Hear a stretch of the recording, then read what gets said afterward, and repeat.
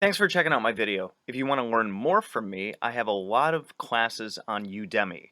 You can find the links to a lot of those in the description.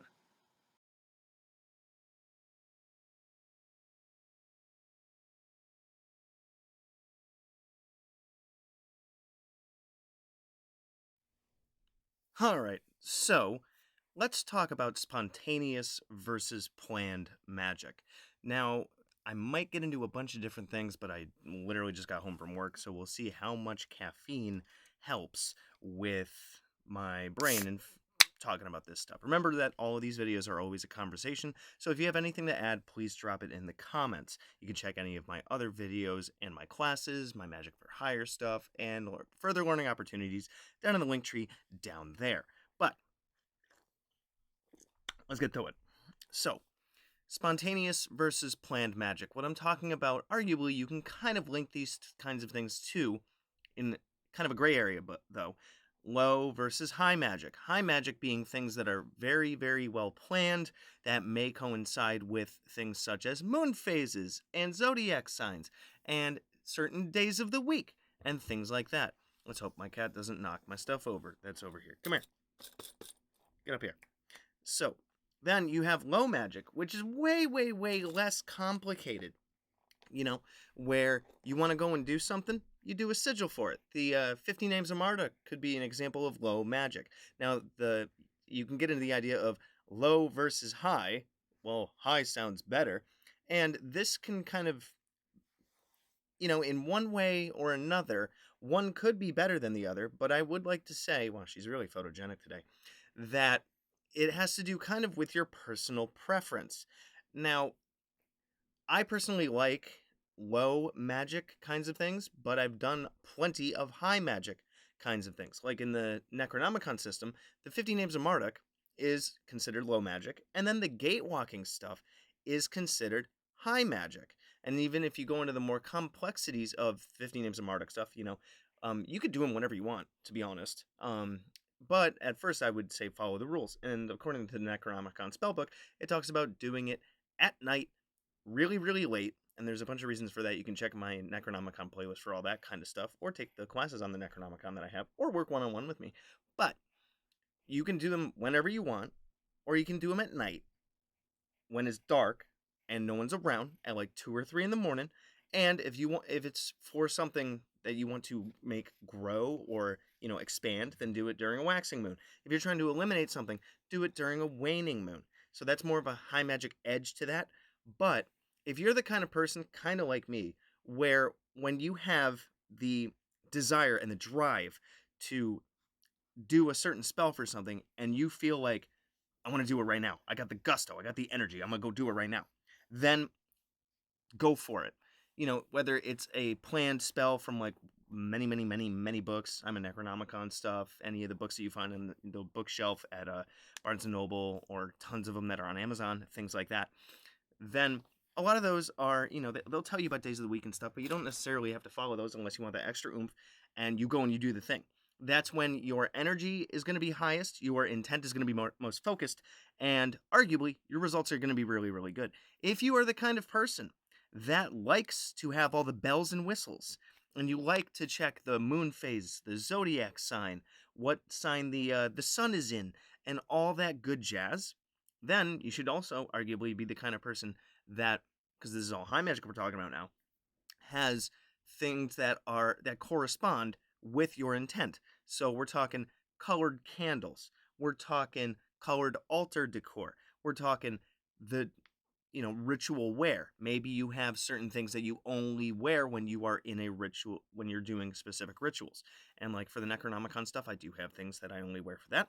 And then with the Karo shamanism stuff, I have things that I only wear for that. I got a punchu, and I got a trying to remember the name of the hat right now. But then I got all my other bells and whistles and things like that.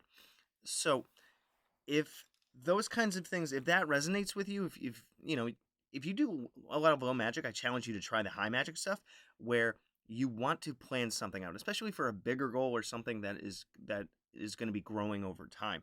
Then you can really plan it out, and you can make it big and elaborate. And that's where the whole thing with mastering ritual magic, one of my books, by the way, You can find all my books in the link down there in the link tree. But it talks about how magic works with the mind in ritual, in the standard ritual format that you find in all those other witchy books that tell you what to do. I tell you why you do that stuff. And you're creating this psychodramatic event that it's like putting on a play. It's engrossing you in this new frame of reference rather than there's this altar down here in my basement. I walk by it all the time. It's so mundane. But when I do high magic stuff with it and I got the music going, I'm wearing my special stuff. I got it, it's during this part of the moon. It's this early in the morning or this late at night, depending on how you look at it and whether you sleep before or after. That creates this space that then gets you out of the Upwork home TV bed world and arguably can get you in touch with that subconscious part of your mind, the energies that are around you, and the different spirits that you want to work with. It's a very liminal space, let's say, that allows you to touch something or get in touch with something that is way above the mundane. Now, if you're spontaneous and you can do that because you've had tons of practice or maybe it works for you, then stick with the low magic stuff. You don't need all the bells and whistles and all the other stuff. You can call it kitchen witchery too. You don't necessarily need all those different colored candles. You don't necessarily need to wear something special every time you do a ritual. You don't necessarily need a specific kind of incense or specific kind of altar cloth or whatever, because if you have the motivation, you have the intent, and you just want to make that sigil, you want to tie that cord up, you want to burn that piece of paper, you want to light that candle, you want to rage quit a part of your life ritualistically with some awesome psychodrama, and you're like, I feel this, I'm going to write down how I'm going to do it for 5 minutes, and boom, I'm going to go make it happen. Or you get practice enough, I feel like doing this kind of thing. I know exactly what I'm going to do. I'm going to grab this. I'm going to grab this. I'm going to grab this. I'm going to use this sigil and boom, boom, boom.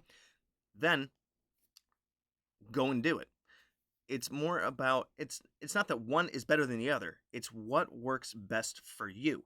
So a lot of like I've said before, a lot of the books have a lot of low magic stuff. You'll find a lot of the high magic stuff kind of be like how you celebrate the Sabbats, the Wheel of the Year and all that other Wiccan jazz.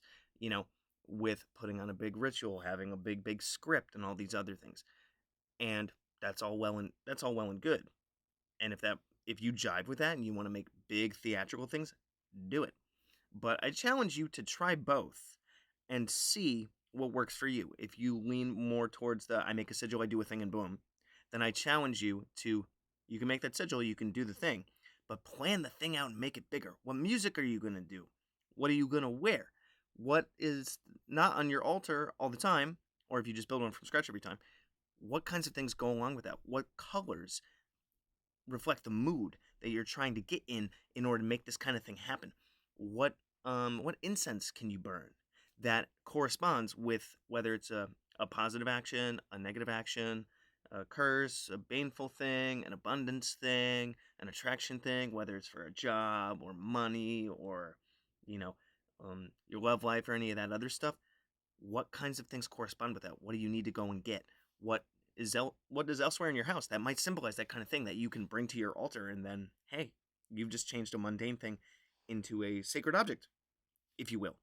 Anything can really be a sacred object, and I could go on and on and on with that, with the Karo shamanism, with the concept of kuyas, which my lady and I have been talking more about that kind of stuff on the channel. We've definitely talked about it in live streams. Check in the live playlist if you're interested in that stuff.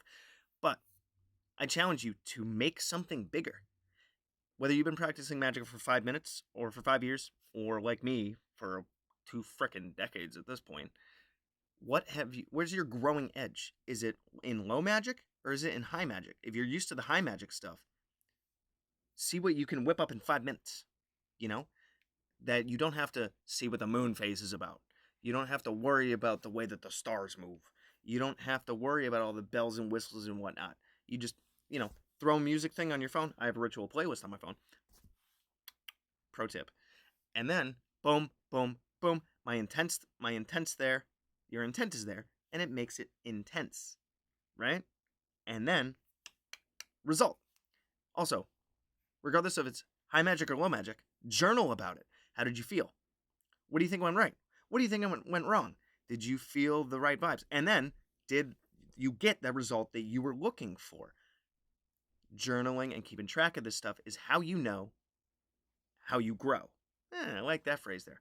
Anyways, I think I've ranted about this for long enough. So you guys let me know what you think about this one. Definitely drop a like if you actually like what I was talking about. Subscribe if you haven't. And I will catch you in the next one. Until then, check out all my other learning opportunities and the plethora of videos that I've been making for years and years and years. Anyways, I'll see you next time. Good hunting.